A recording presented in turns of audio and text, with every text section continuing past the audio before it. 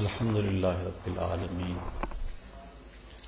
والصلاة والسلام علی سید الانبیاء والمرسلین قال اللہ تعالی وتبارک فی القرآن المجید والفرقان الحمید بسم اللہ الرحمن الرحیم کیف تکفرون باللہ وکنتم امواتا فاحیاکم ثم یمیتکم ثم یحییکم ثم الیہ ترجعون صدق اللہ مولانا العظیم وصدق رسولہ النبی الکریم الرؤوف الرحیم اللہم نور قلوبنا بالقرآن وزین اخلاقنا بالقرآن وادخلنا الجنۃ بالقرآن ونجنا من النار بالقرآن قال اللہ تعالی وتبارک فی شان حبیبہ مخبرا وعامرا ان اللہ وملائکتہ یصلون علی النبی یا ایھا الذین آمنوا صلوا علیہ وسلموا تسلیما الصلاۃ والسلام علیک یا رسول اللہ وعلی آلک واصحابک یا محبوب رب العالمین الصلاۃ والسلام علیک یا رسول اللہ وعلی آلک واصحابک یا محبوب رب العالمین۔ تمام حمد و ثنا، تعریف و توصیف اللہ جل مجدہ الکریم کی ذات پاک کے لیے جو خالق کائنات بھی ہے اور مالک شاشرہات بھی۔ اللہ جل وعلا کی حمد و ثنا کے بعد حضور نبی اکرم شفیع امم رسول محتشم نبی مکرم اللہ کے پیارے امت کے سہارے رب کے محبوب دانائے غیوب مالک رقاب امم فخر ارب و عجم والی کون و مکان سیاہ لا مکان سید انس و جان سرور لالا رخاں نیر تاباں سر نشین مہوشاں ماہ خوباں شہنشاہ حسینہ تتمہ دوراں سر خیل زہرہ جمالاں جلوہ صبح ازل نور ذات لم یزل باعث تکوین عالم فخر آدم و بنی آدم نیر بطحا رازدار ما اوہا شاہد ما طغا صاحب علم نشرہ معصوم آمنہ احمد مجتبیٰ حضرت محمد مصطفیٰ صلی اللہ علیہ وسلم کے حضور ناز میں اپنی عقیدتوں ارادتوں اور محبتوں کا خراج پیش کرنے کے بعد واجب الاحترام ذوی الاحتشام برادران اسلام السلام علیکم ورحمۃ اللہ وبرکاتہ۔ 10 روزہ فہم دین کورس کا آج پہلا یوم سعید ہے اور آج کی بابرکت محفل نور محبتیں لیے جلوہ فراز ہے۔ اللہ تعالیٰ جل شانہ ہمیں قرآن مجید کا نور اور فہم و ادراک نصیب فرمائے۔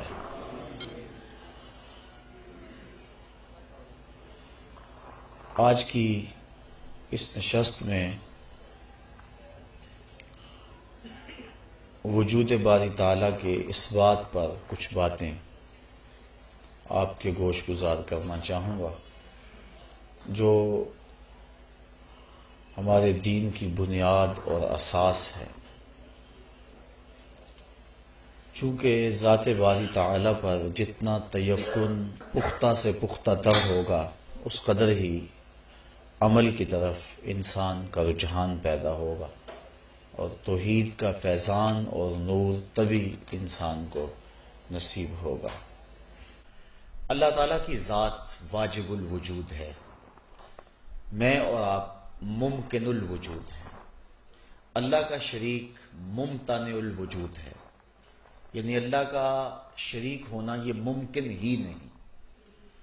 ہمارا ہونا نہ ہونا برابر ہے، ہم ہیں تو ٹھیک، نہ ہوتے پھر بھی کوئی فرق نہ پڑتا اس کائنات میں۔ لیکن اللہ تعالیٰ کا وجود واجب ہے، اس کا ہونا ضروری ہے۔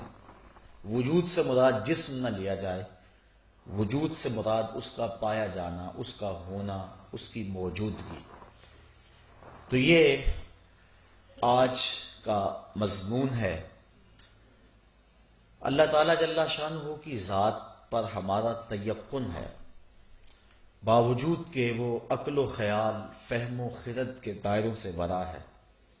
اکبر الہ آبادی نے کہا تھا، تو دل میں تو آتا ہے سمجھ میں نہیں آتا، میں جان گیا بس تیری پہچان یہی ہے۔ ایک ایسی ہستی جس کا عقل بھی تعاقب نہیں کر سکتی، خرد کی حدود سے وہ ورا ہے، فہم و ادراک سے وہ بالا ہے، قوت سامعہ، قوت باصرہ، قوت ذائقہ، قوت شامہ، قوت لامسہ، ان سب کی حدود سے وہ ورا ہے۔ لیکن اس کے باوجود بھی اتنا یقین کہ بعض صوفیہ کہتے ہیں ہمیں اپنے ہونے کا وہ یقین نہیں ہے جو اس کے ہونے کا یقین ہے۔ تو اتنا یقین، اتنا پختہ اذعان کیسے پیدا ہوا؟ تو پہلی بات یہ ذہن نشین کریں کہ کسی چیز کے وجود کو تسلیم کرنے کے لیے صرف آنکھ سے دیکھنا ہی شرط نہیں ہے کہ کسی چیز کا وجود متحقق ہو کہ ہم اس کو آنکھ سے دیکھیں۔ بہت ساری چیزیں ایسی ہیں کہ آنکھ نہیں بھی دیکھتی، ان کے وجود کو ہم تسلیم کرتے ہیں۔ میں گفتگو کر رہا ہوں، اگر کوئی مجھے نہیں بھی دیکھ رہا تو اسے یہ احساس ہو رہا ہے کہ کوئی گفتگو کر رہا ہے، اور اگر وہ میری آواز سے، میرے لہجے سے شناسا ہے تو اسے یہ یقین ہے کہ کون گفتگو کر رہا ہے۔ تو لازمی نہیں ہے کہ کسی چیز کے وجود کو تسلیم کرنے کے لیے اس کا ادراک قوت باصرہ سے ہی ہو۔ مجھے اچھی طرح یاد ہے کہ میں ابھی علوم دینیہ سے فارغ ہوا تھا کہ ایک دہریے سے میری گفتگو ہوئی، اور وہ ایک بڑی پختہ سی بات اپنے حساب سے لے کر کے آیا، اور اس کا خیال تھا کہ میں نے اس کو نیچا دکھا دینا اس سے۔ وہ کہنے لگا کہ اللہ تعالیٰ کی ذات موجود ہے۔ میں نے پورے وثوق سے کہا کہ ہاں، اس کی ذات صرف موجود ہی نہیں بلکہ اس کی ہستی واجب الوجود ہے۔ تو وہ کہنے لگا میں آپ سے اس حوالے سے بات کرنے آیا ہوں، میں نے لمبی بات نہیں کرنی، 2 لفظی بات کرنی ہے۔ میں نے کہا کرو۔ کہنے لگا اگر اللہ موجود ہے تو مجھے دکھاؤ۔ میں نے اس کو کہا میاں، ہر شے جس کا وجود متحقق ہو لازمی نہیں ہے کہ اس کو دیکھا جا سکے۔ کچھ چیزوں کا تعلق سننے سے ہے، کچھ چیزوں کا تعلق چکھنے سے ہے، کچھ چیزوں کا تعلق سونگھنے سے ہے، کچھ چیزیں ان کا تعلق عقل سے ہے۔ 2 دونی 4 اس کا تعلق عقل سے ہے، اس کو دیکھا نہیں جا سکتا۔ یہ موتیا ہے، یہ نسرین ہے، یہ نسترن ہے، یہ چمبیلی ہے، اس کو آنکھ سے نہیں دیکھا جا سکتا۔ اگر موتیا آنکھ میں ڈال بھی دیا جائے تو پھر بھی نہ پتا چلے کہ یہ موتیا ہے یا گلاب ہے، اس کا تعلق قوت شامہ سے ہے۔ یہ گرم ہے، یہ سرد ہے، اس کا تعلق قوت لامسہ سے ہے۔ آنکھ نہیں دیکھ سکتی کہ گرم ہے یا سرد ہے۔ تو ہر شے کا تعلق دیکھنے سے نہیں ہوتا۔ وہ کہنے لگا نہیں بھائی، سیدھی بات ہے کہ یہ بڑا شور ہے کہ اللہ کی ذات موجود ہے، میں آپ سے یہ مطالبہ کرتا ہوں اگر اس کی ذات ہے تو مجھے دکھاؤ، مجھے دکھا دو گے تو میں مان جاؤں گا۔ ظاہر ہے کہ میری اس تفصیل کے باوجود بھی اس کی بات سمجھ میں نہ آئی کہ ہر چیز کا تعلق دیکھنے سے نہیں ہوتا ہے۔ اب ظاہر ہے کہ جس طرح کا بندہ ہو بات بھی پھر اس طرح کی ہوتی ہے۔ تو میں نے بھی اپنے تیور کو بدلا۔ میں نے کہا میاں میں تیرے سے کیا بات کروں، تیرے میں تو عقل ہی نہیں ہے، کوئی عاقل ہو، سمجھدار ہو تو میں اس سے بحث بھی کروں۔ وہ کہنے لگا میری اتنی تعلیم ہے اور فلاں فلاں دانشگاہ، اس سے میں علم حاصل کرتا رہا ہوں، اور آپ نے یہ سادہ سا جملہ کہہ دیا کہ آپ میں تو عقل ہی نہیں ہے۔ میں نے کہا میاں اگر عقل ہے تو دکھاؤ۔ وہ میرے منہ کی طرف دیکھنے لگا۔ میں نے کہا تم عقل دکھا دو، میں خدا دکھا دیتا ہوں۔ تو عقل آنکھ سے نہیں دیکھی جا سکتی۔ عقل کیسے دیکھیں گے؟ کسی شخص کی گفتگو سے پتا چلے گا یہ عاقل ہے، کسی شخص کی عادات سے پتا چلے گا یہ سمجھداری والے کام کر رہا ہے۔ تو آنکھ سے عقل نہیں دیکھی جا سکتی، بلکہ عاقل کی عادات سے، عاقل کی گفتگو سے، عاقل کی تحریر سے، اس کی نشست و برخاست کے انداز سے جانا جاتا ہے کہ یہ عاقل ہے۔ اللہ تعالیٰ کی ذات آنکھ سے دیکھی نہیں جا سکتی ہے، فہم و ادراک سے بھی مبالا ہے، لیکن کائنات کے اندر پھیلے ہوئے کتنے دلائل ہیں جو ہمیں اس بات کی دعوت دے رہے ہیں کہ اللہ کی ذات موجود ہے۔ عاقل تو اس بات کا انکار کر ہی نہیں سکتا۔ اللہ تعالیٰ نے قرآن مجید میں یہاں ارشاد فرمایا، جو آیت میں نے آپ کے سامنے پڑھی، کیف تکفرون باللہ، بھلا تم اللہ کے منکر کیسے ہو سکتے ہو، وکنتم امواتا، جبکہ تم خود مردہ تھے، فاحیاکم، اس نے تمہیں زندگی بخشی، ثم یمیتکم، پھر تمہیں موت دے گا، ثم یحییکم، پھر تمہیں زندگی دے گا، ثم الیہ ترجعون، اور پھر تم نے پلٹ کے اس کے حضور ہی جانا ہے۔ تو تم کیسے انکار کر سکتے ہو؟ تمہارا تو وجود ہی نہیں تھا، تمہارا تو تشخص ہی نہیں تھا، تمہاری تو ذات بھی نہیں تھی۔ هل اتی علی الانسان حین من الدہر لم یکن شیئا مذکورا، اس کا تو ذکر تک نہیں تھا انسان کا، پھر اس کو عدم سے وجود کس نے بخشا؟ اس کو رنگ اور روشنی کس نے دی؟ اس کو عقل و خرد کا چراغ کس نے عطا کیا؟ اس کو فہم و ادراک کا نور کس نے دیا؟ اس کو دو آنکھیں، دو کان اور ناک کس نے دی؟ اور اس کو بازوؤں میں طاقت کس نے ڈال دی؟ ذرا غور تو کرے، یہ تو تھا ہی نہیں، اس کو وجود کس نے بخشا؟ ایک گندے قطرے سے اس کو کیا خوبصورت شکل دے دی گئی۔ ذرا اپنے طرف غور کر لے، اپنی ذات کی طرف غور کر لے تو رب کا انکار نہیں کر سکتا۔ کیف تکفرون باللہ، تم اس کا انکار کیسے کر سکتے ہو؟ ذرا تم دیکھو کہ تم خود ہی نہیں تھے، پھر ذرا اپنے انفس کے اندر دیکھو کہ اس نے تمہیں کیا کچھ عطا فرمایا ہے، اور تمہارے اندر اس کے قدرت کے کیا کیا کرشمے ہیں۔ تمہیں باہر جانے کی ضرورت نہیں ہے، اپنے من میں ہی جھانک لو۔ فرمایا وفی انفسکم افلا تبصرون، ذرا اپنے من میں جھانک کر کے دیکھو نا، تمہاری ذات کے اندر ہی تو اس کی ہستی کے دلائل موجود ہیں، تمہاری ذات کے اندر ہی تو اس کے وجود کو تسلیم کرنے کی کتنی دلیلیں موجود ہیں، جن کی طرف تم غور کرو اور تدبر کرو تو تم انکار نہیں کر سکتے ہو۔ اب بات لمبی ہو جائے گی۔ کسی بھی چیز کو ماننے کے لیے دو طرح کے دلائل دیے جاتے ہیں۔ جو چیز آنکھوں کے سامنے ہو اس کو تو ماننے کے لیے کسی دلیل کی ضرورت نہیں ہے، لیکن جو چیز آنکھوں سے اوجھل ہو تو اس کو ماننے کے لیے دو طرح کے دلائل دیے جاتے ہیں۔ ایک استدلال منطقی اور دوسرا قانون شہادت۔ استدلال عقل یا منطقی دلائل وہ کیا ہیں؟ وہ آفاق اور انفس کے اندر پھیلے ہوئے کتنے دلائل ہیں جو اللہ نے اپنی ذات پر حضرت انسان کو عطا کی اور کہا ذرا غور کر کہ میری ذات موجود ہے کہ نہیں ہے۔ کائنات کا ایک ایک گوشہ اس کی ذات کا پتہ بتاتا ہے، پتہ پتہ اس کی ذات کا پتہ دیتا ہے۔ اللہ تعالیٰ نے قرآن مجید میں کتنے مقامات پر اپنی ہستی کے دلائل دیے کہ ذرا غور کرو، اس کائنات کے اندر دیکھو اور تفکر اور تدبر کرو کہ یہ کائنات یوں ہی تو مارز وجود میں نہیں آ گئی، بلکہ اس کا کوئی صانع، اس کا کوئی بنانے والا موجود ہے۔ اور ایک بڑی سادی سی دلیل، اللہ الذی رفع السماوات بغیر عمد ترونها ثم استوى علی العرش وسخر الشمس والقمر، فرمایا کہ اللہ وہ ہے جس نے آسمانوں کو بلند کیا بغیر عمد، بغیر کسی ستون کے، ترونہا، تم دیکھ رہے ہو اس بات کو۔ دنیا کے سارے معمار اکٹھے ہو جائیں، 1 فٹ کی ٹائل بغیر کسی سپورٹ کے کھڑی نہیں کر سکتے، کہ کر سکتے ہیں، لیکن اتنا بڑا آسمان اور 1 ستون بھی نہیں ہے۔ اور کہا کہ ذرا بار بار دیکھو اس کی طرف، سورۃ الملک کا ابتدائیہ پڑھیے، فرمایا بار بار دیکھو اور پھر نظر دوبارہ اٹھا کے دیکھو۔ تمہیں خالق کی تخلیق میں کوئی کجی نظر آتی ہے؟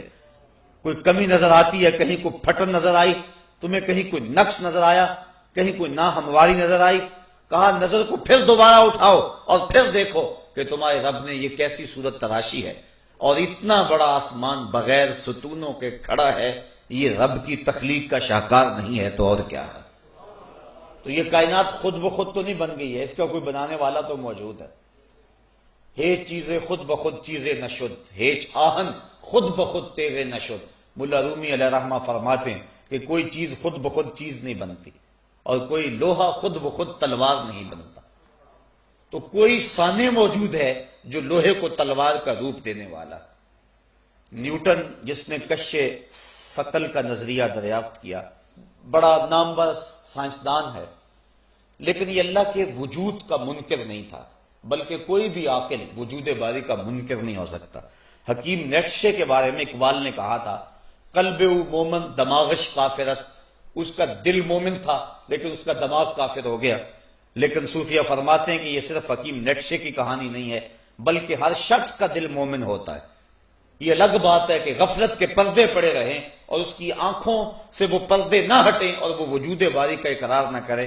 حقیقت تو یہ ہے کہ ہر شخص کے سینے میں اللہ کی محبت کا تخم رکھا گیا ہے اور اس کا دل یقیناً مومن ہوتا ہے، اور اس پر ام المومنین حضرت عائشہ صدیقہ رضی اللہ تعالی عنہا سے مروی روایت ہے، کل مولود یولد علی الفطرہ فابواہ یحودانہ او یمجسانہ او ینصرانہ او کما قال، کہا ہر بچہ فطرت اسلام پہ پیدا ہوتا ہے، اب اس کے والدین اس کو یہودی بنا دیتے ہیں، اس کو عیسائی بنا دیتے ہیں، اس کو مجوسی بنا دیتے ہیں۔ جس طرح کے والدین ہوں گے بچہ اس طرح کا ہو جائے گا، لیکن اس کی فطرت کے اندر اللہ نے اسلام رکھا ہوا ہے، تو وہ کیسے اللہ کی ذات کا اور اس کی ہستی کا انکار کر سکتا ہے؟ تو کوئی بھی عاقل وجود باری کا انکار نہیں کر سکتا۔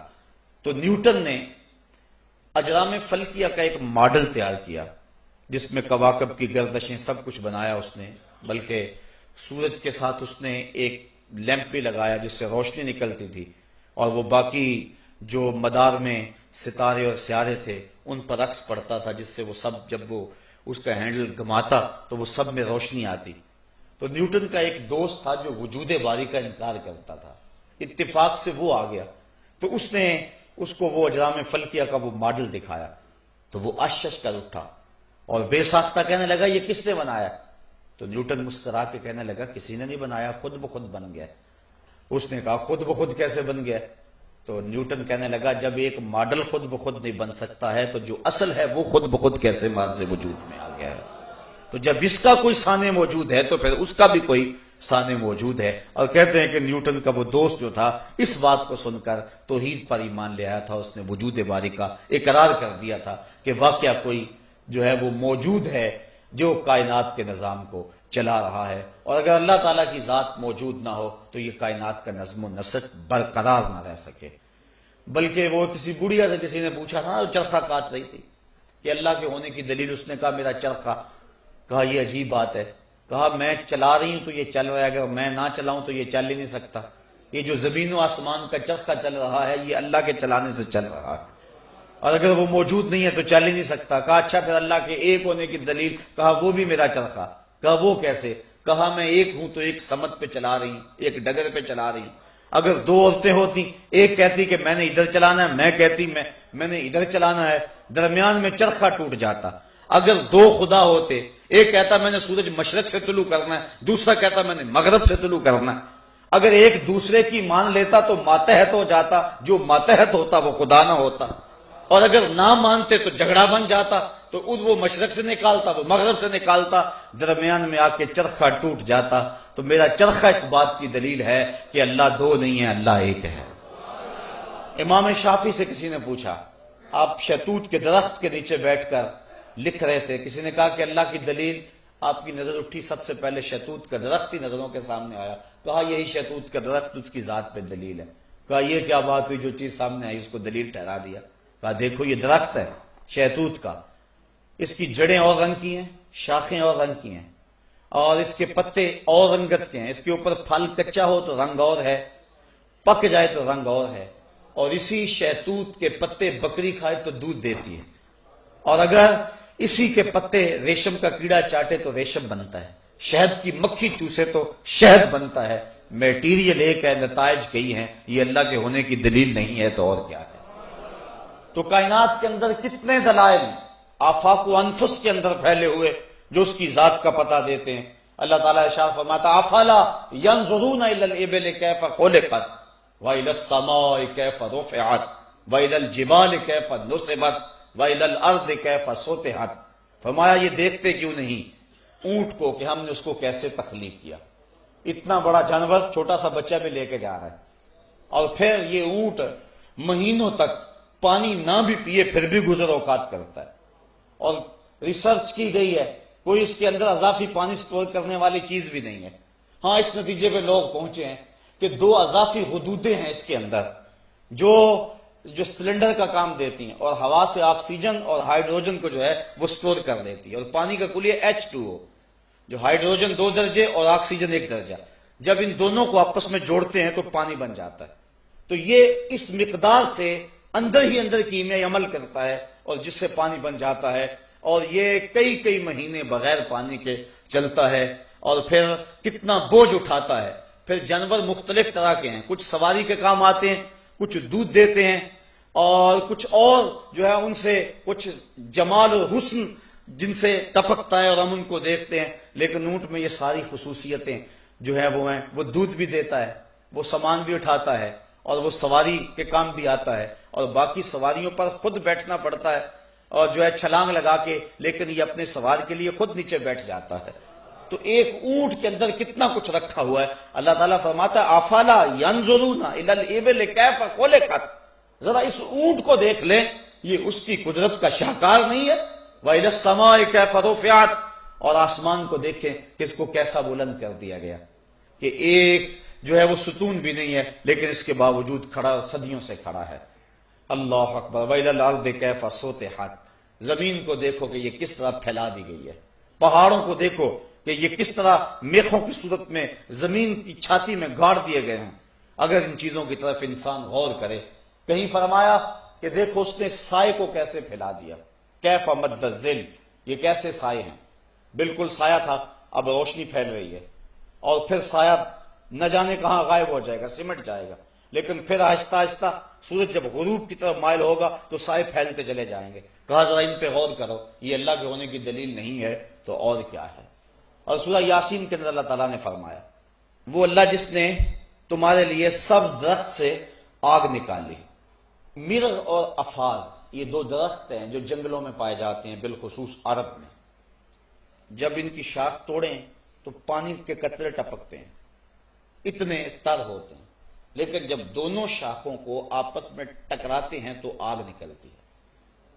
تو پانی سے آگ کیسے نکلتی ہے؟ کوئی ہے نہ جو پانی سے بھی آگ نکال رہا ہے، اس لیے اس کی ذات پہ دلیل ہے۔ ایک اور دلیل ارشاد فرمائی، اللہ اکبر، وما يستوي البحران هذا عذب فرات سائغ شرابه وهذا ملح اجاج، کہ اس نے 2 دریا جاری کیے، یہ سخت کڑوا ہے، یہ سخت میٹھا ہے، اور کڑوا میٹھا نہیں ہوتا، میٹھا کڑوا نہیں ہوتا، درمیان کے اندر کوئی آڑ بھی نہیں ہے۔ سمندر کے اندر پانی کی روئیں چلتی ہیں، چاند جو ہے وہ جوبن پہ ہوتا ہے، تو جو سمندر کے اندر جو مد و جزر ہے جس کو ہم جوار بھاٹا کہتے ہیں وہ بھی پورے عروج پہ ہوتا ہے۔ یہ چاند کشش ڈالتا ہے۔ میں رات ہی تجزیہ پڑھ رہا تھا چاند اور مد و جزر کے حوالے سے کہ وہ مخصوص ایک فاصلہ اللہ تعالیٰ نے رکھا ہوا ہے، اور اگر اس سے نیچے چاند آ جائے تو اس قدر زوردار مد و جزر پیدا ہو کہ زمین پر کوئی پہاڑ بھی باقی نہ رہے، ایسا پانی ٹکرا جائے، اور قیامت کے دن جب یہ نظام ٹوٹے گا تو ایسے ہی ہوگا۔ تو وہ جوار بھاٹا، وہ مد و جزر جو اس کی کشش سے جو ہے وہ پانی کے اندر ہوتا ہے اور پانی کی لہریں بلند ہوتی ہیں۔ اچھا مجھے کہنے دیجئے رک کے، اگر یہ چاند سمندر میں جوار بھاٹا پیدا کر سکتا ہے تو آمنہ کا چاند دلوں میں جوار بھاٹا پیدا نہیں کر سکتا ہے؟ تو وہ سمندر کے اندر پھر اس سے پانی کی روئیں بنتی ہیں، اور سمندر کے اندر پانی چلتا ہے، تو ان کے اندر 2 روؤں کا اللہ تعالیٰ نے خصوصیت کے ساتھ تذکرہ کیا جو اب تحقیق اور ریسرچ کے بعد وہ دریافت بھی ہو چکی ہیں، آب شور اور آب شیری کے نام سے۔ اور سمندر میں 2 پانی کی روئیں چلتی ہیں اور میلوں تک اکٹھی چلتی ہیں، اور دونوں کے درمیان کوئی دیوار پہاڑ بھی نہیں ہے، جاتی بھی اکٹھی ہیں، پانی کے اندر پانی چل رہا ہے، اور اللہ تعالیٰ فرما رہا ہے اللہ اکبر ھذا عذب فرات سائغ شرابہ، یہ سخت میٹھا ہے اور اس کے پینے سے تسکین ہوتی ہے اور یہ حلق سے آرام سے اتر جاتا ہے، وَهَذَا مِلْحٌ اُجَاجٌ، اور یہ دوسری جو 7 رو بہ رہی ہے یہ سخت کڑوی ہے، اور کڑوی اس کی کڑواہٹ میں کمی نہیں آتی ہے، یہ میٹھی ساتھ چل رہی ہے، اور اس کڑواہٹ سے میٹھی کی مٹھاس میں کمی نہیں آتی ہے۔ جبکہ دنیا کا کوئی شخص مجھے ایسا دکھاؤ کہ ایک ہی برتن میں 2 طرح کے پانی ڈال لو اور پھر ان کو الگ الگ کر کے تو دکھاؤ، لیکن سمندر میں سخت کڑوی رو بھی چل رہی ہے اور سخت میٹھی رو بھی چل رہی ہے، درمیان کے اندر پردہ نہیں ہے، کڑوی کڑوی رہتی ہے، میٹھی میٹھی رہتی ہے۔ کڑوی کو اللہ میٹھا نہیں ہونے دیتا اور میٹھی کو اللہ کڑوا نہیں ہونے دیتا۔ کہا یہ کون ہے اس کے سوا جو ان کو روکے ہوئے ہے؟ تو کہا وہ وہی رب ہے جس نے سمندر کے اندر دو روؤں کو جاری کیا ہوا ہے۔ تو یہ اس کی ذات کی دلیلیں ہیں، اور کائنات کے اندر پھیلے ہوئے ایسے ہزاروں دلائل ہیں جو ہمیں اس کی ذات کا پتہ دیتے ہیں، اور ہمیں اس سمت ہماری توجہ دلائی جاتی ہے کہ وہ مالک، اس نے یہ نظام کائنات بنایا ہے، یہ شمسی اور یہ قمری نظام، ان کا آپس میں ٹکراؤ بھی نہیں ہوتا۔ پھر زمین کو کس طرح ہمارے لیے بچھایا گیا، پھر یہ رنگا رنگ پرندے، ہمارے لیے درخت، گندگی کے ڈھیر کے اوپر بھی گلاب کا بیج ڈال دو تو جب وہ اگے گا تو اس گلاب سے بھی خوشبو آئے گی، جبکہ اس نے غذا کہاں سے لی ہے۔ اور پھر وہ ایک ہی طرح کی زمین سے، ایک ہی طرح سے پانی سے، سرابی سے پھل نکلتے ہیں، لیکن ان کی خاصیات الگ الگ ہوتی ہیں، بلکہ ایک ہی درخت کی خصوصیات الگ ہوتی ہیں۔ یہ جو ببول ہے جس کو ہم ککر کہتے ہیں، یہ طب کی دنیا کے اندر اس کا بڑا نام ہے۔ اس کی جڑوں کی تاثیر اور ہے، اس کی چھال کی تاثیر اور ہے، اور اس کے پتوں کی تاثیر اور ہے، اور اس کے اوپر پھلیاں لگتی ہیں ان کی تاثیر اور ہے، اور زرد رنگ کے پھول لگتے ہیں ان کی تاثیر اور ہے، اور وہ پھلیاں جو ہے وہ خشک کی جائیں سائے کے اندر تو ان کی تاثیر اور ہے، اور دھوپ میں خشک کر لی جائیں تو ان کی تاثیر اور ہے۔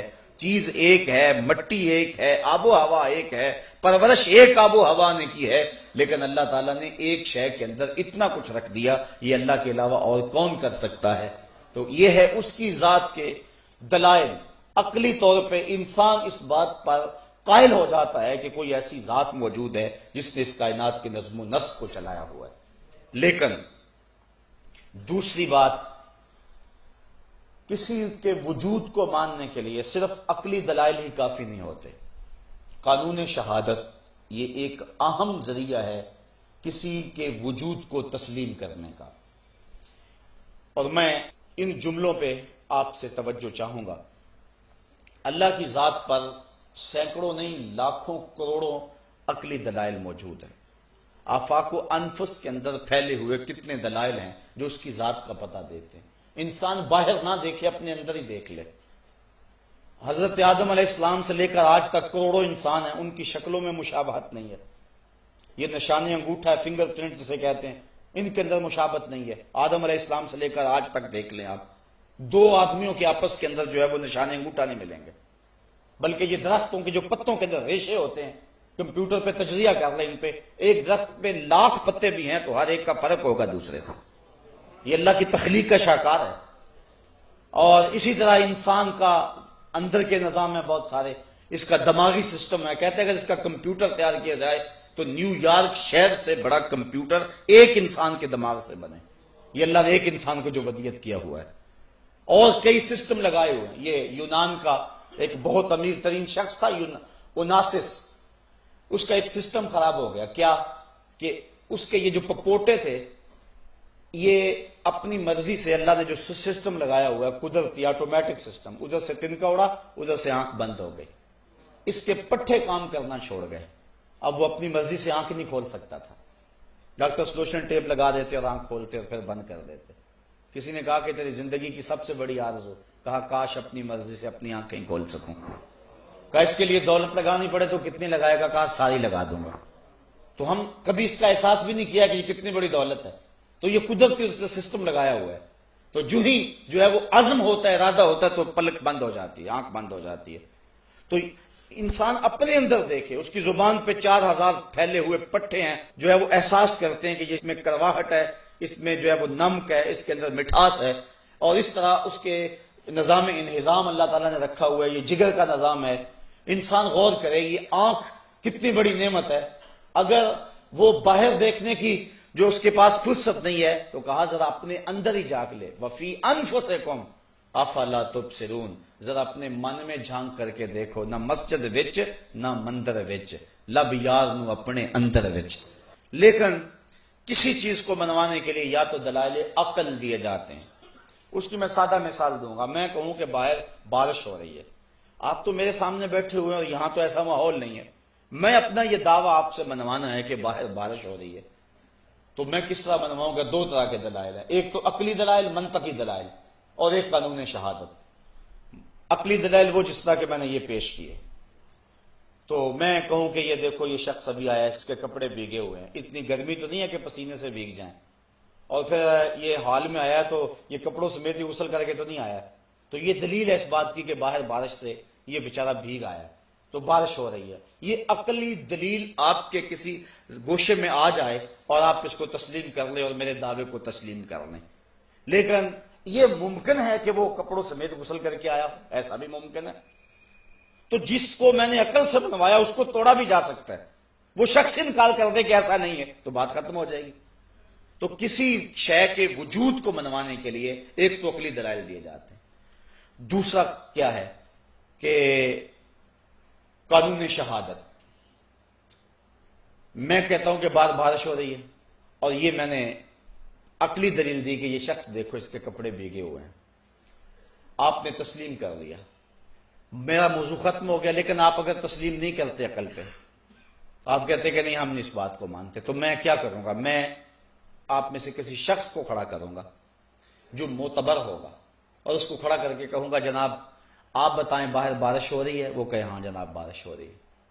آپ کا فرض کرو ماننے کا پروگرام نہ ہو تو آپ کہیں ہم اسے بھی نہیں مانتے، تو میں کیا کروں گا؟ میں دوسرا آدمی کھڑا کر دوں گا، آپ کو وہ گواہی دے گا، آپ کہیں کہ ہم اسے بھی نہیں مانتے، میں تیسرا آدمی کھڑا کر دوں گا، آپ کہ میں اسے بھی نہیں مانتا، تو میں کیا کروں گا؟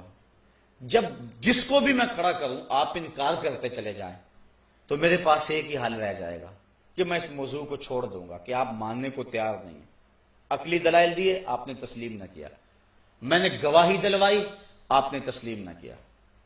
اللہ کی ذات پہ عقلی دلائل لاکھوں نہیں کروڑوں ہیں، اور گواہی کے طور پہ 1,00,000 کئی ہزار نبیوں کی گواہی اس کی ذات پہ موجود ہے، اور سارے ایک ہی بات کہہ رہے ہیں، اور اتنے لوگوں کا ایک نقطے پہ متفق ہونا منطق کی زبان کے اندر متواترات کہلاتا ہے، اور متواتر کا انکار عقل نہیں ہو سکتا ہے۔ مثال کے طور پہ اگر کوئی یہ بات کہے کہ پاکستان کے خطے میں ایک شہر ہے کراچی، تو اتنے لوگ اس بات کی گواہی دیتے ہیں کہ وہ شخص دیکھ بھی آئے تو اس کے یقین میں اضافہ نہیں ہوگا، اس لیے کہ اتنے لوگوں کی خبر اور اتنے لوگوں کا ایک بات کہنا، اس کا انکار ہو ہی نہیں سکتا ہے، اس کو کہتے ہیں متواترات۔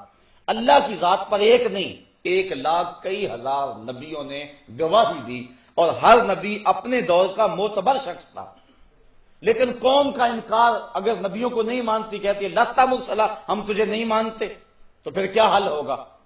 تو ذرا میں آپ کو منوانا چاہتا ہوں کہ باہر بارش ہو رہی ہے، لیکن آپ اس کا انکار کرنا چاہتے ہیں۔ میں 10 20 50 گواہ کھڑے کیے، انہوں نے گواہی دی لیکن آپ نے انکار کر دیا، میں سمجھوں گا آپ ماننا نہیں چاہتے، تو میرے پاس ایک ہی حل ہے، اور وہ کیا؟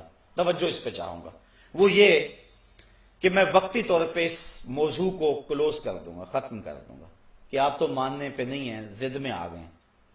تھوڑی دیر کے بعد باتوں باتوں کے اندر میں آپ کو حاجی صاحب کے بارے میں پوچھوں کہ ان کے بارے میں آپ کی رائے کیا ہے، آپ کو بھول گئے، وہ موضوع جو ہے وہ چھوڑ دیا گیا، آپ کہیں یہ ہمارے شہر کی زینت ہے، ہمارے علاقے کا وقار ہے، ایک معتبر ہستی ہیں، آپ ان کے بارے میں بہت کچھ کہہ سکیں، میں آپ سے وہ لکھوال بھی لوں، آپ اقرار بھری بزم میں کر بھی دیں ان کے بارے میں، پھر ان کے بعد میں کہوں جناب آپ ذرا 2 لمحوں کے لیے زحمت کیجئے اور باہر دیکھ کے آئیے کہ بارش ہو رہی ہے کہ نہیں ہو رہی، یہ جائیں اور دیکھ کر کے آئیں اور پھر یہاں کھڑے ہو کے گواہی دیں۔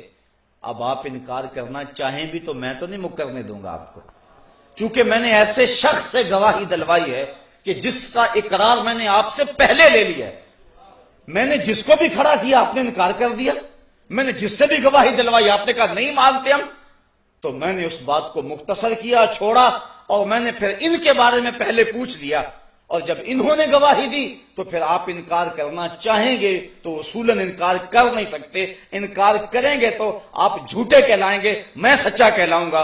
اللہ نے ہر نبی بھیجا، قوموں نے کہا لست مرسلا، ہم نہیں مانتے، جب تجھے نہیں مانتے تو تیرے دعوے کو کیسے مانے، تجھے نہیں مانتے تو تیرے رب کو کیسے مانے؟ کہا محبوب 40 سال تو اعلان نبوت نہیں کرنا، 40 سال تک تو نہیں بولنا، 40 سال تک ذرا یہ بولنے، میں ان کی رائے تیرے بارے میں لے لوں ان سے۔ اب انہوں نے صادق بھی کہا اور امین بھی کہا کہ نہ کہا۔ لوگ کہتے ہیں 40 سال حضور کو پتہ ہی نہیں چلا کہ میں نبی ہوں یا نہیں۔ میاں یہ تو حوصلہ ہے نبی کا کہ 40 سال بولتے نہیں۔ آج کوئی منسٹر بن جائے، کوئی ناظم بن جائے، فائرنگ کر کے جب تک پورے محلے کو بتا نہیں لیتا اتنی دیر تک اسے چین ہی نہیں آتا۔ لیکن میں قربان نہ جاؤں محمد عربی پہ کہ سر پہ ختم نبوت کا تاج سجا ہوا ہے، 40 سال تک بولتے ہی نہیں، 40 سال تک نہیں بولے ہیں۔ جبکہ فما کنت نبیا وآدم بین الروح والجسد، نبی تو میں اس وقت بھی تھا جب آدم علیہ السلام کا خمیر تیار ہو رہا تھا، لیکن 40 سال نہیں بولے ہیں۔ کیوں؟ اس لیے کہ اللہ کی ذات کو منوانا مقصود تھا۔ حضور بھی اگر ماں کیا ہوش میں کہہ دیتے کہ ہاں میں اللہ کا نبی ہوں تو قوم کہتے لستا مسلم، تجھے بھی نہیں مانتے، بات ختم ہو جاتی۔ یہ تو نبوت کی آخری کڑی تھی، آخری گواہی تھی، اس کے بعد اس مقدمے کا فیصلہ ہونا تھا، اس کے بعد کوئی گنجائش باقی نہیں رہنی تھی۔ اس لیے کہا محبوب 40 سال تک تو نہیں بولنا، 40 سال تک ذرا یہ بول لیں، تجھے صادق بھی کہہ لیں، امین بھی کہہ لیں۔ اچھا محبوب اپنی امانتیں بھی تیرے گھر میں رکھ لیں۔ 40 سال تک انہوں نے امین بھی کہا، صادق بھی کہا، امانتیں بھی حضور کے گھر میں رکھی۔ کہا محبوب اب اٹھ تو میری گواہی دے۔ تو محبوب فاران کی چوٹی پہ چڑھ گئے اور سنادِ قریش کو کھڑا کیا۔ حضور اونچی جگہ پہ کھڑے تھے۔ کہا لوگوں اگر میں کہوں پہاڑ کی اس جانب سے ایک لشکر آ رہا جو تمہیں کچل دے گا تو کیا اس میری بات کو تسلیم کرو گے؟ کیونکہ حضور ایسی جگہ پہ کھڑے تھے جہاں وہ قریش بھی نظر آتے تھے اور دوسری سمت بھی نظر آتی۔ صوفیہ فرماتے ہیں اس سے مراد حضور کا اشارہ اپنے مقام نبوت پہ تھا کہ میں نبوت کی اس اونچی مسند پہ کھڑا ہوں جہاں دنیا کو بھی دیکھتا ہوں، آخرت کو بھی دیکھتا ہوں۔ تمہاری نظر صرف ایک سمت ہے اور میں ادھر بھی دیکھتا ہوں۔ تو کہا میں اس پہاڑ کے اوپر کھڑا ہوں، میں ادھر بھی دیکھ رہا ہوں، اگر کہوں ادھر سے ایک لشکر آ رہا ہے جو تمہیں کچل دے گا مانو گے؟ کہنے لگے نظر نہ بھی آیا تو ہم کہیں گے ہم اندھے ہیں تم سچے ہو۔ کہا میری صداقت پہ اتنا یقین ہے؟ کہا ہاں۔ کہا پھر مان جاؤ اللہ ایک ہے اور میں اس کا رسول ہوں۔ اب انہوں نے کہا تبًا لک ھنالک سائر الیوم الہذا جمعتنا، یہ ابو لہب نے کہا کہ صبح سے لے کر اس لیے جمع کیا تھا، تبًا لک معاذ اللہ، یہ اس نے گالی دی تبًا لک۔ اور جب گواہ پہ بحث مکمل ہو جائے تو اس کے بعد پھر فیصلہ ہو جاتا ہے، گواہ کے اوپر بحث کا موقع دیا جاتا ہے، اور اس وقت اگر جو اعتراض کرنا ہو گواہ پہ کر لو۔ جب گواہ پہ بحث مکمل کر لی جائے اور وہ دے گواہی اور اب کوئی کہے ہم اس گواہ کو نہیں مانتے تو عدالت توہین لگاتی ہے، عدالت کہتے خبردار اب بولے تو۔ جب گواہ پہ بحث کا موقع دیا تو اس وقت کہاں گئے تھے؟ اب اگر کوئی بات کرے تو عدالت جھڑکتی ہے اور توہین عدالت لگتی ہے۔ تو 40 سال تک توحید کے اس گواہ پر بحث کا موقع دیا گیا تھا۔ اس وقت انہوں نے صادق کہا اور امین کہا، اور جب بات گواہی پہ آئی اور ابو لہب بولا تبًا لک ھنالک سائر الیوم الہذا جمعتنا، تو اللہ نے توہین عدالت لگائی، خبردار آواز بند کر، منہ بند کر، تبت یدا ابی لہب وتب، تیرے دونوں ٹوٹ جائیں تو پہلے کہاں گیا ہوا تھا؟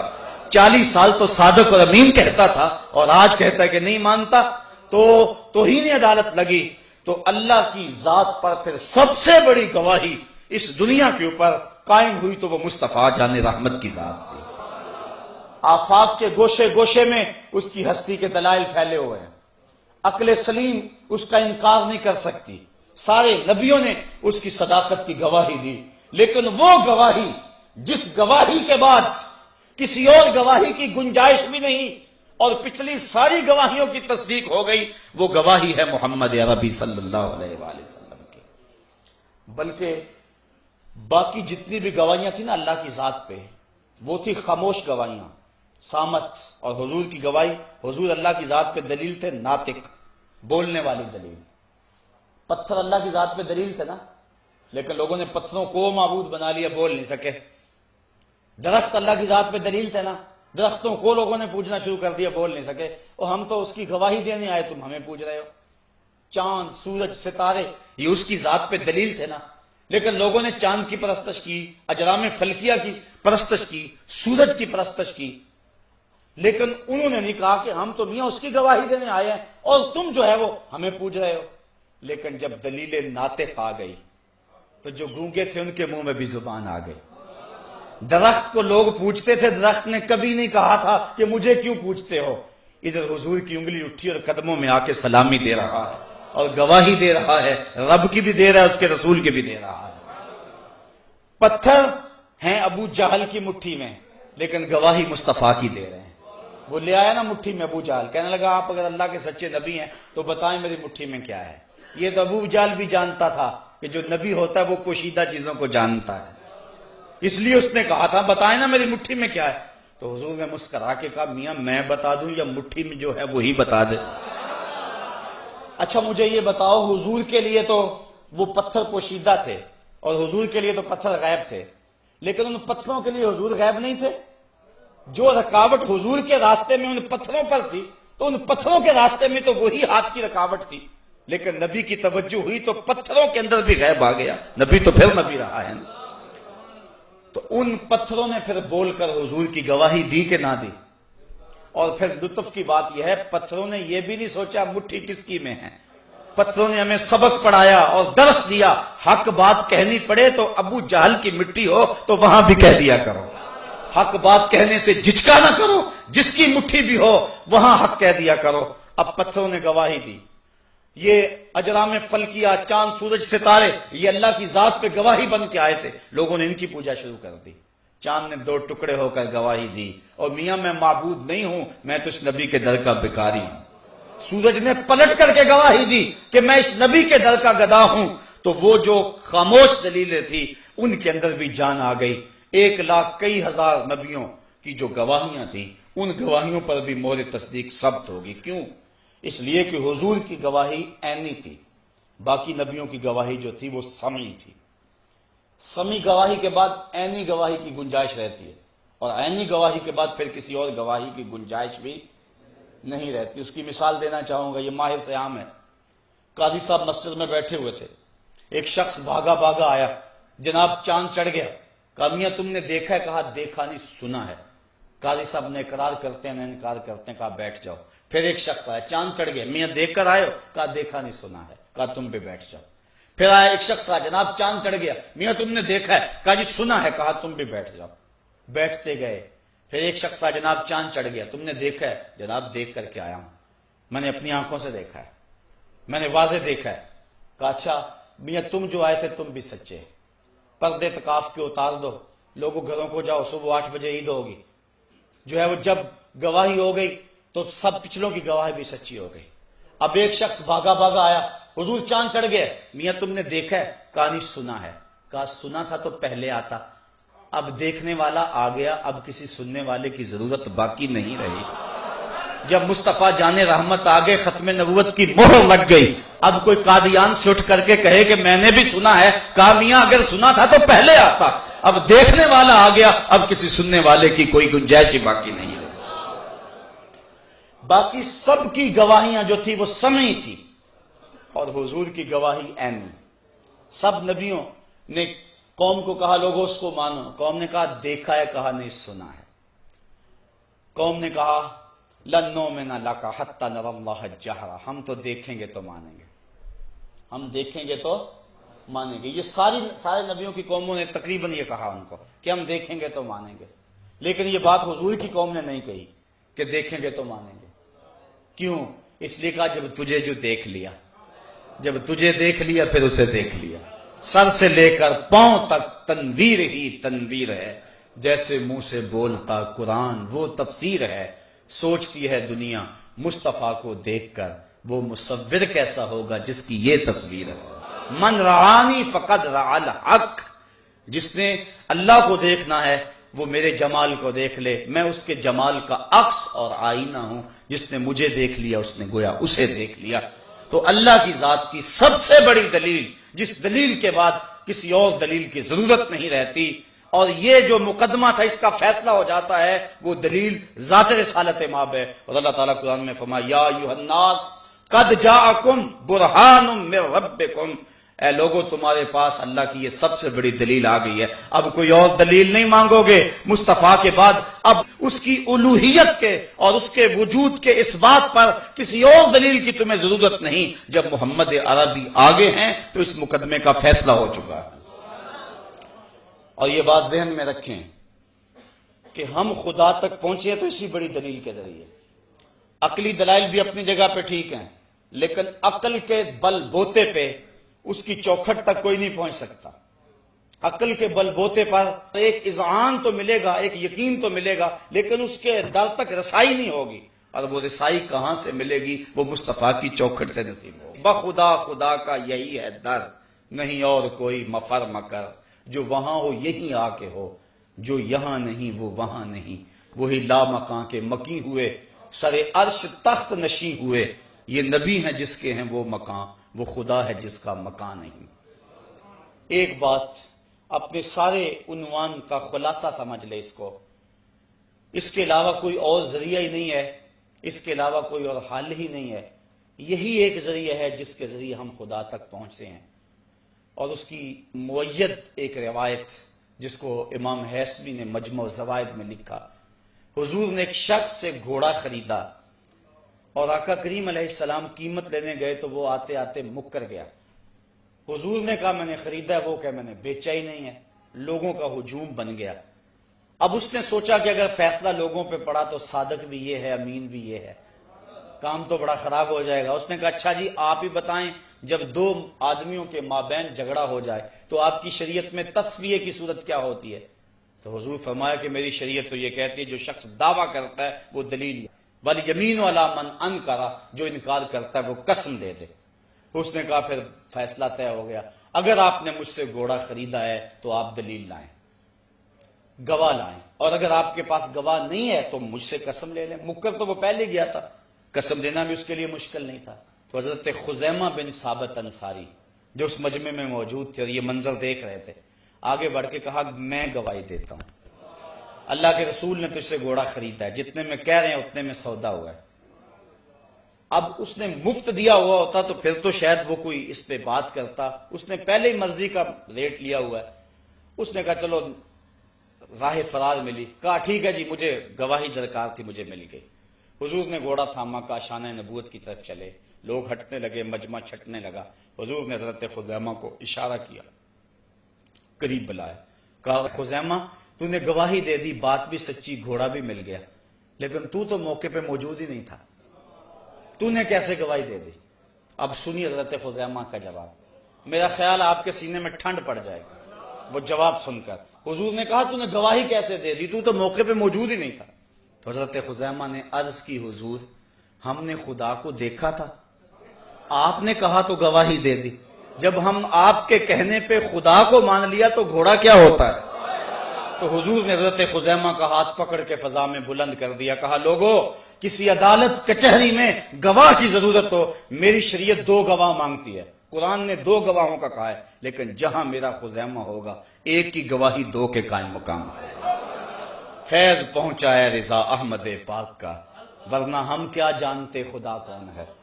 کیسے رسائی ملتی؟ اقبال کہتا ہے خو کرے پیک کرے محسوس تھی انسان کی نظر، بن دیکھے پھر خدا کو کوئی مانتا کیوں کر. انسان کی نظر تو دیکھنے کی عادی تھی. میں نے بات جہاں سے شروع کی بات وہیں آ گئی. اس نے کہا دکھاؤ تو مانوں گا.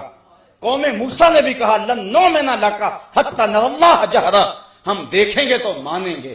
لیکن اس کے جلووں کی تاب کون لا سکے؟ کون ہے اس کے جمال جہاں آرا کو دیکھ سکے؟ ایک تجلی صفاتی کا پرتو طور پہ پڑا تھا تو طور برقرار نہ رہ سکا. تو یہی بہتر ہے کہ وہ پردے میں روح پوش رہے. وہ اگر پردہ اٹھا دے تو کسے ہوش رہے؟ تو کوئی ہوش تو برقرار رکھ نہیں سکتا. تو کہا کہ پھر دیکھنا بھی ہے مجھے، تو پھر کیسے دیکھیں؟ کہا مجھے تو نہیں دیکھ سکتے، میرے شاہکار کو تو دیکھ سکتے ہیں. اگر مجھے دیکھنا ہے تو میرے محمد کو دیکھ لو. جس نے میرے محمد کو دیکھ لیا اس نے رب محمد کو دیکھ لیا. حضرت امام محمد بن حسن الشیبانی، یہ امام اعظم ابو حنیفہ کے شاگرد ہیں. بڑے خوبصورت، باطن کا نور الگ. بصرے میں یہودیوں نے مناظرے کا چیلنج کیا. امام محمد بن حسن گئے، گھوڑے پہ سوار ہیں، سر پہ امامہ، جسم پہ سنت کا جامہ، داڑھی کا کالا حالا اور چمکتا ہوا چہرہ. امام محمد جب آئے نا تو مسلمان بھی کھڑے تھے، عیسائی بھی کھڑے تھے، یہودی بھی کھڑے تھے، 2 رویا کتابوں میں انتظار کر رہے تھے. لیکن جو ہی ان کا گھوڑا آیا، وہ جو مناظرہ کرنے آیا تھا اس کے لبوں پہ کلمہ جاری ہو گیا. اے لقائے تو جواب ہر سوال، حل شبد ہر مشکلت بے کیلو کال، تیری ملاقات ہی سارے سوالوں کا جواب ہے۔ اور اقبال کہتا ہے یک نظر کر دی و آداب فنا آموختی، واں خنک روزے کے خاشا کے مرا واں سوختی۔ نظر کی جولانیاں نہ پوچھو، نظر حقیقت میں وہ نظر ہے، اٹھے تو بجلی پناہ مانگے، گرے تو خانہ خراب کر دے۔ امام محمد کے چمکتے ہوئے چہرے کو جب اس مناظر نے دیکھا تو لبوں پہ کلمہ جاری ہو گیا۔ مسلمانوں نے کہا تو مناظرہ کرنے آیا تھا اور تو ویسے مان گیا۔ عیسائیوں نے بھی کہا، اس کے ہم مذہبوں نے بھی کہا، تو اس نے جو جواب دیا بڑا خوبصورت تھا، اس سے بھی آپ کے سینے میں ٹھنڈ پڑے گی۔ اللہ اکبر۔ تو اس نے کہا جو اب اسلام لا کے اسلام کے دامن میں آ چکا ہے، کہنے لگا جب میں نے امام محمد کے چمکتے ہوئے چہرے کو دیکھا اور اس کے چہرے پہ سراجم منیرہ کی شعاؤں کے عکس کو دیکھا تو میرے دل نے جانا جب مسلمانوں کا چھوٹا محمد اتنی شان والا ہے تو بڑا محمد کیسا ہو۔ یہ شان ہے خدمت گاروں کی۔ یا رسول اللہ، یہ شان ہے خدمت گاروں کی، سرکار کا عالم کیا ہوگا۔ جنہوں نے امام محمد کو دیکھا وہ میرے آقا محمد تک پہنچے، اور جنہوں نے مصطفیٰ جان رحمت کو دیکھا وہ خدا تک پہنچے۔ تو کہا کہ خدا کی سب سے بڑی دلیل یہی دلیل ہے، اب کوئی انکار کرنا چاہے بھی تو انکار نہیں کر سکتا ہے۔ اور پھر لطف تو یہ ہے کہ سارا دن اب وہ مخالفت کرتے یا مانتے پھر بھی حضور کے گھر میں پڑی ہوئی، اور یہ عمل سے گواہی ہے کہ پورے زمانے میں شک سے سچا اور کھرا آدمی کوئی دوسرا نہیں ہے۔ تو اگر اس کی ذات پر سب سے بڑی دلیل ڈھونڈتے ہو تو وہ ذات رسالت مآب صلی اللہ علیہ وآلہ وسلم ہے۔